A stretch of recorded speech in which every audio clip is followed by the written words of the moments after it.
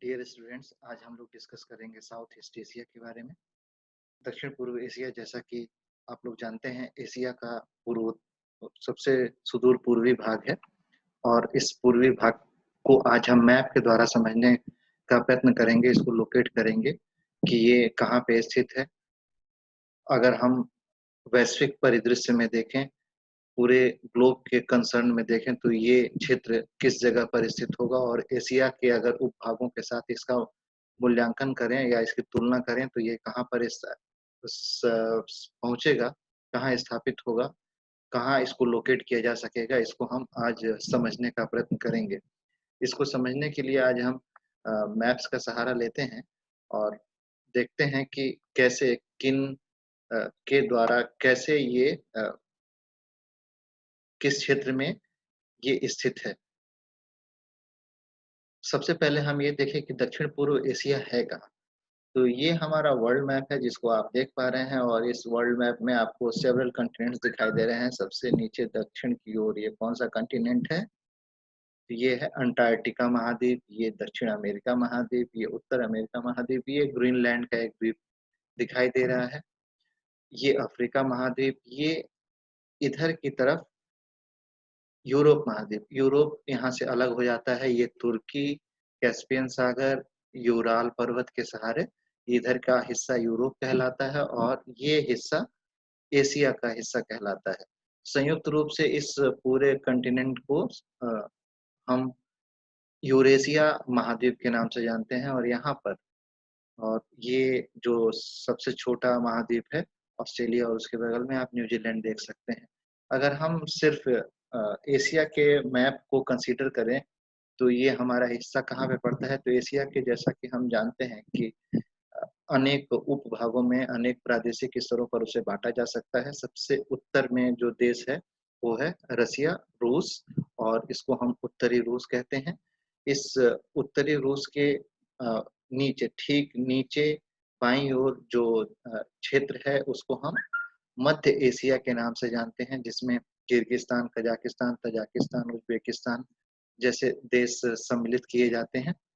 यहाँ पे जो भारत के पश्चिम में क्षेत्र दिखाई पड़ रहा है, आपको प्रदेश दिखाई दे रहा है, कैस्पियन सागर और ब्लैक सागर के दक्षिण में, और भूमध्य सागर के पूरब में, अरब सागर के उत्तर में। तो उस क्षेत्र को हम पश्चिम एशिया भारत के नजरिए से कहते हैं। यूरोप के लोग इसी क्षेत्र को मध्य पूर्व कहते हैं, क्योंकि इनके लिए यहाँ से ये पूरब की ओर है, और मध्य पूर्व, चूंकि हमको पूरब के देश कहते हैं इस क्षेत्र को, तो इसलिए इस प्रदेश को मध्य पूर्व के नाम से जानते हैं। तो ये बात ध्यान रखना होगा कि जब हम लोग बात करेंगे अपने संदर्भ में, भारत के संदर्भ में, तो इसे हम कहेंगे कि ये पश्चिम एशिया है। और जब यूरोप के लोग इसके बारे में बात करते हैं तो इसको मिडिल ईस्ट कहते हैं, या मध्य पूर्व के देश कहते हैं। और जो इसका दक्षिणी हिस्सा है एशिया का, वो है भारतीय उपमहाद्वीप का हिस्सा, जिसके अंतर्गत पाकिस्तान, अफगानिस्तान, भारत, नेपाल, भूटान, बांग्लादेश, श्रीलंका और यहाँ पर मालदीव, ये देश सम्मिलित किए जाते हैं। जो इसका पूर्वी हिस्सा है, जिसमें चीन, मंगोलिया, उत्तर कोरिया, दक्षिण कोरिया, जापान इत्यादि शामिल हैं। यहाँ पे ताइवान भी है, और यहाँ पे हांगकांग, मकाऊ भी हैं, जो ब्रिटिश उपनिवेश थे और अब वो चीन के नियंत्रण में है। यहाँ पे तिब्बत का स्वायत्त शासित क्षेत्र है, जिस पर अब चीन का नियंत्रण है। तो इसे हम पूर्वी चीन के नाम से, पूर्वी एशिया के नाम से जानते हैं। और ये हिस्सा जो कि आप देख रहे हैं कि दक्षिण में भी है और पूरब में भी है, तो दक्षिण और पश्चिम में, दक्षिण और पूरब में होने के कारण इस क्षेत्र को हम दक्षिण पूर्व एशिया के नाम से जानते हैं। तो इसके द्वारा आप ये समझ पा रहे होंगे कि हमारी स्थिति है कहाँ पे।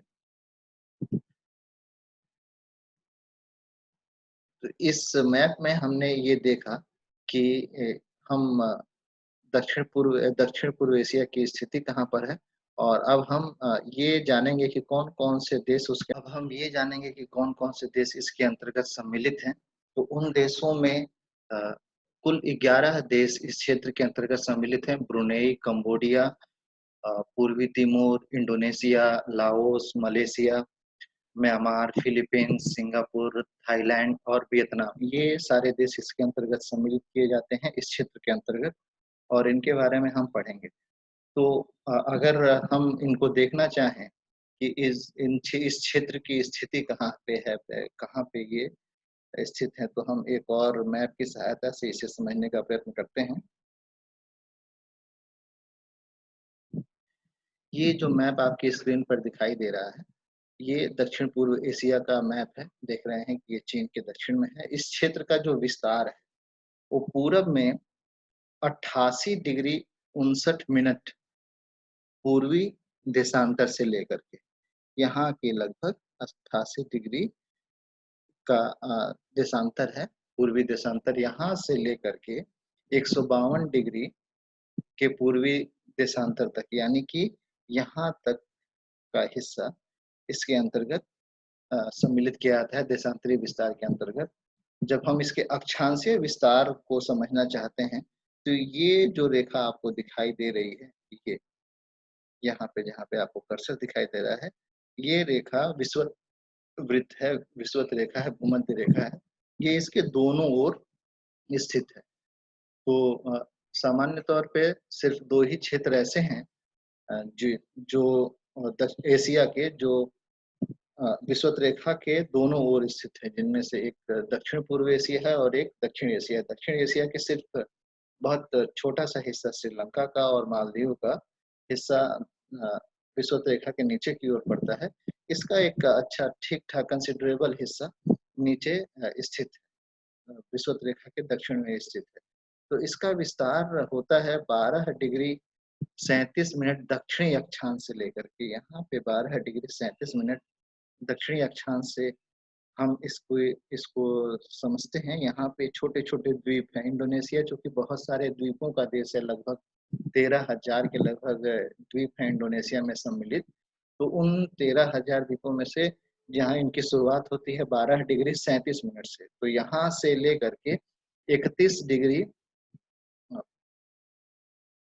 31 डिग्री 29 मिनट तक यहाँ पर जहाँ पे बर्मा का ऊपरी हिस्सा है, यहाँ तक इस क्षेत्र का विस्तार है और इसका जो क्षेत्रफल है, जो एरिया है, तो क्षेत्रफल को अ, हम 45.5 लाख वर्ग किलोमीटर के क्षेत्रफल में इसको हम सम्मिलित कर सकते हैं, यहाँ से लेकर के पूरे यहाँ तक के क्षेत्रफल को। और चूँकि आप देख रहे हैं कि ये जो क्षेत्र है, ये स्थल और जल दोनों का मिश्रित क्षेत्र है, इसलिए इस पूरे एरिया में हम उन सबको कंसीडर करते हैं, स्थलीय भाग को भी और जलीय भाग को भी। और यहाँ पे इन देशों में चूँकि सब के सब बड़े सघन आबादी वाले देश हैं, ज़्यादातर यहाँ पे जो भी देश रहते हैं, बर्मा है, थाईलैंड है, कंबोडिया है, मलेशिया है, इंडोनेशिया है। इंडोनेशिया जैसा कि आप जानते ही हैं कि वो दुनिया का चौथा सबसे बड़ा जनसंख्या वाला देश है। तो यहाँ पे इसके कारण इस क्षेत्र में लगभग 65 करोड़ की जनसंख्या निवास करती है। तो हम अब क्रमशः समझने का प्रयत्न करते हैं कि इसके अंतर्गत कौन-कौन से देश हैं। तो सबसे पश्चिम की ओर इस क्षेत्र के जो देश है वो है बर्मा, या जिसको हम म्यांमार के नाम से जानते हैं। और म्यांमार की राजधानी इससे पहले तक आप लोग कई बार अ, रंगून सुनते रहे होंगे, लेकिन अब म्यांमार की जो राजधानी है वो ने पेइता, जो यहाँ पर ये स्थित है जहाँ पे आपको कर्सर दिखाई दे रहा है, नए पेइता में इसकी बर्मा की राजधानी है। इस बर्मा के ठीक पूरब की ओर जो देश है वो उसका नाम है थाईलैंड, और थाईलैंड की राजधानी है बैंकॉक। इसके और पूरब में जब आप आते हैं तो हमको जो देश मिलता है वो है लाओस, और लाओस की राजधानी है विय वियंताई वियन तिएनाई। तो इसकी राजधानी वियंतनाई है। और उसके बाद इस लाओस के भी और पूरब में जब हम आते हैं तो देश पड़ता है वियतनाम, और उसकी राजधानी है हनोई।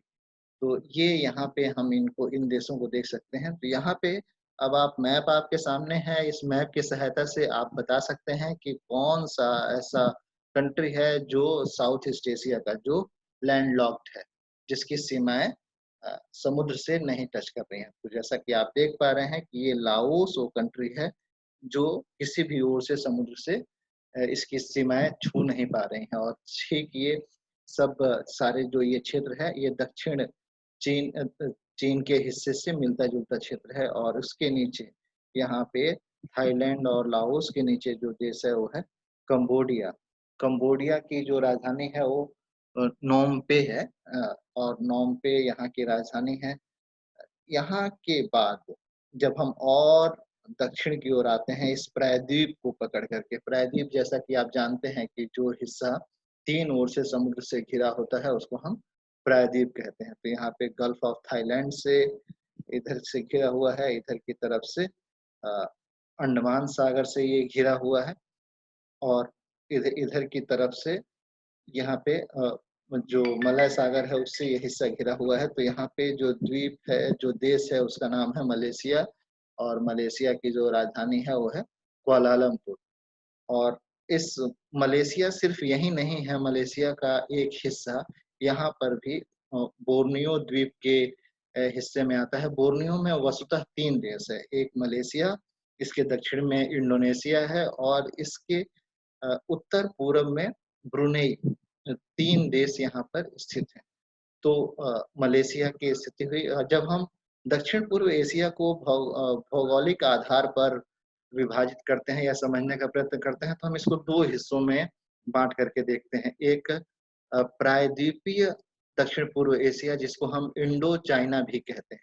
तो जो ये हिस्सा जिसके बारे में अभी हम डिस्कशन कर रहे थे Burma, Thailand, Laos, Vietnam, Cambodia और मलेशिया का उत्तरी हिस्सा या प्रायद्वीपीय हिस्सा, इसको हम कहते हैं अ, इंडो चाइना या प्रायद्वीपीय दक्षिण-पूर्व एशिया और इसके जो दक्षिण में समुद्र से घिरा हुआ जो हिस्सा है उसको समुद्री या मैरीटाइम साउथ ईस्ट एशिया के नाम से जाना जाता है। इसके अंतर्गत इंडोनेशिया, ब्रुनेई, यहाँ फिलीपींस, सिंगापुर,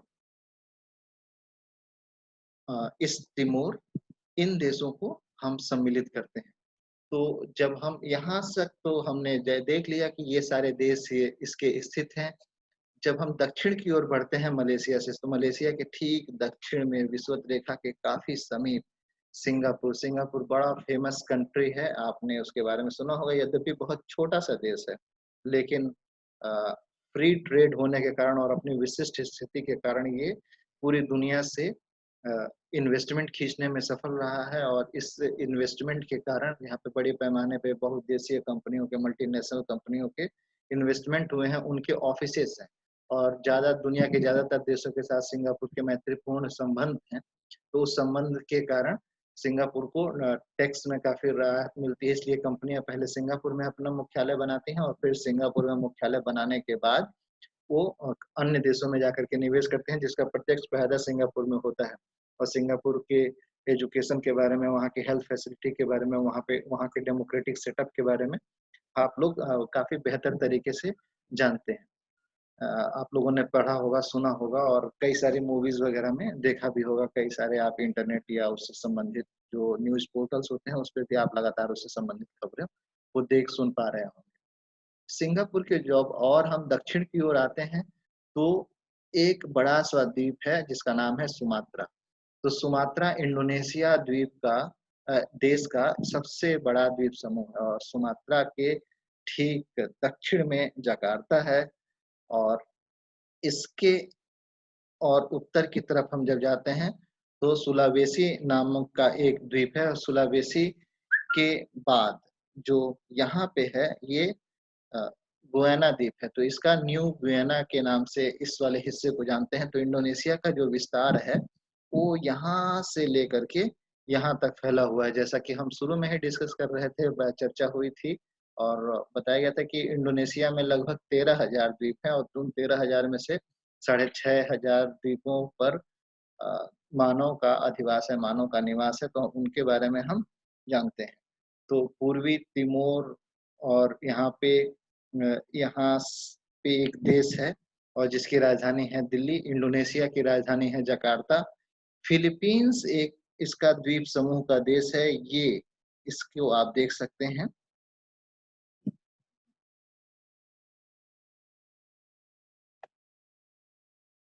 ये वाला हिस्सा फिलीपींस का हिस्सा है और इस फिलीपींस के हिस्से की जो यहाँ की राजधानी है वो है मनीला और ब्रुनेई जिसके बारे में हम चर्चा कर ही चुके हैं, वह ब्रुनेई की राजधानी है बांदर दे सलाम। तो ये बंदरगाह भी है काफ़ी प्रसिद्ध और इस तरह से हम ये दक्षिण-पूर्वी एशिया के क्षेत्रफल को और उसके विस्तार को समझ पा रहे हैं कि ये किस हिस्से में स्थित है। तो आई होप आपको अब इसकी लोकेशन का ठीक-ठीक अंदाज़ा हो गया होगा कि हमारा दक्षिण-पूर्व एशिया कहाँ पर स्थित है और हम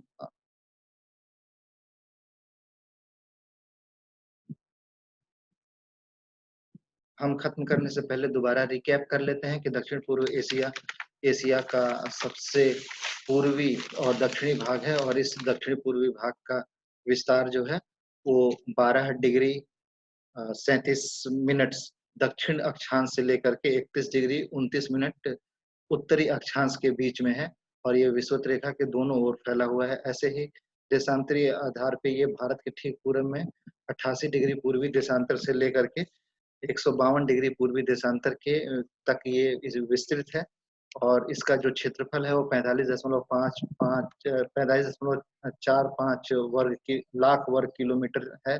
यहाँ पे 65 करोड़ के लगभग जनसंख्या निवास करती है। विश्व का जनसंख्या के मामले में चौथा सबसे बड़ा देश अ, जो है वो इंडोनेशिया इसी क्षेत्र में स्थित है और यहाँ पे ये कुल देशों की संख्या को हम 6 में काउंट करते हैं। कुल देशों की संख्या यहाँ पे 11 है जिसमें हम इंडो चाइना या प्रायद्वीपीय दक्षिण-पूर्व एशिया में हम बर्मा को, अ, कंबोडिया को, मलेशिया को, थाईलैंड को और वियतनाम को, लाओस को सम्मिलित करते हैं और जो मैरीटाइम साउथ ईस्ट एशिया है उसके अंतर्गत हम मलय आर्कियोलॉजी को या मलय द्वीप समूह के देश जिसमें पूर्वी मलेशिया, इंडोनेशिया, पूर्वी तिमोर, सिंगापुर, फिलीपींस और ब्रुनेई हैं, इनको हम सम्मिलित करते हैं।